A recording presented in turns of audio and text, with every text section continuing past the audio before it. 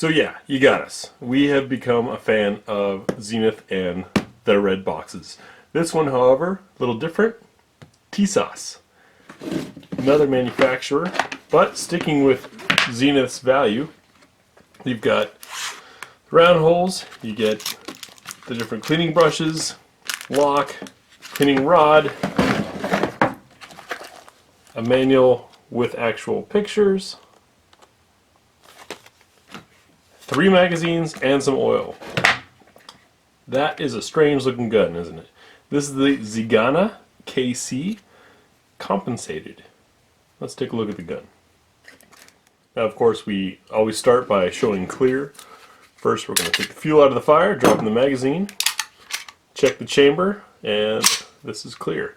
So, the Zigana, which I'm not sure, I don't speak Turkish, but I do remember in Germany, Zigana was a term used for gypsy, which is kind of interesting.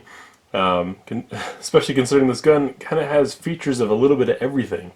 You've got this Beretta-esque decocker up here, and safety.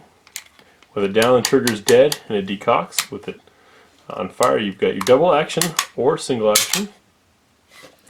Starting at the front, we see we've got a nice, tight slide to frame fit. Looks pretty good. Big square intimidating muzzle there with rails for accessories. A little bit of strapping here on the front if you're one of those people that likes to reach around for the grip. No jokes, please. Strapping on the serration on the front strap here. Some lightning cuts in the slide and for style. These grips have an interesting sort of pebble texture. And got finger indentations in case you've got monster hands that wrap around. It's got a nice large slide release that's easy to reach to. It's not far reach at all. That's for my hands. We'll have to see how Erica, representing the small hands, feels about them. Straps in the back. Sights are a 3-dot system that are adjustable, it looks like, or at least exchangeable. The magazine release is not ambidextrous, but the decocker is. It looks like you might be able to reverse that magazine release.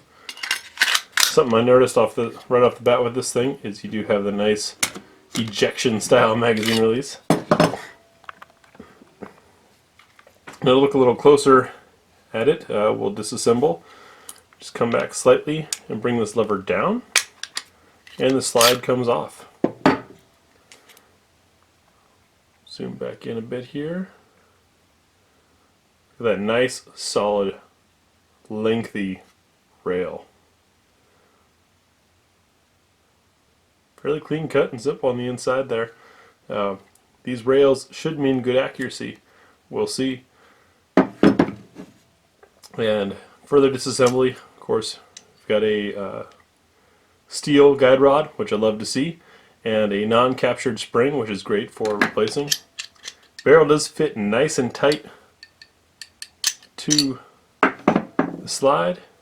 Looking inside there, we can see obviously it's been test fired. And fairly clean and simple there. Some machining marks, but nowhere that it matters. And the fun bit, the barrel. You can see the ports there, and look at the size and depth of the locking lugs on here. That is going to be a solid lockup. Ample feed ramp, fully supported chamber.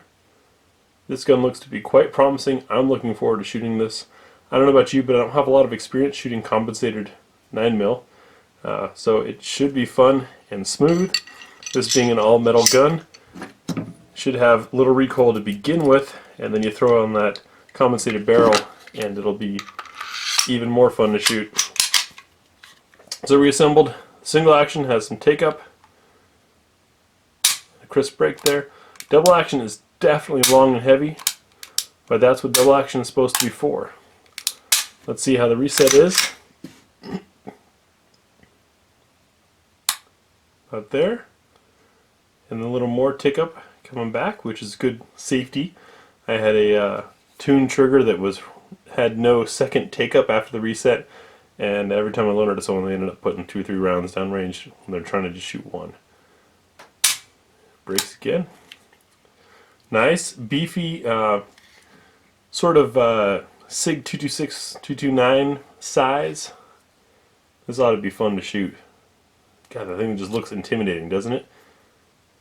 At first it's kind of odd, and then it starts to charm you. We'll take it out to the range and see how it shoots.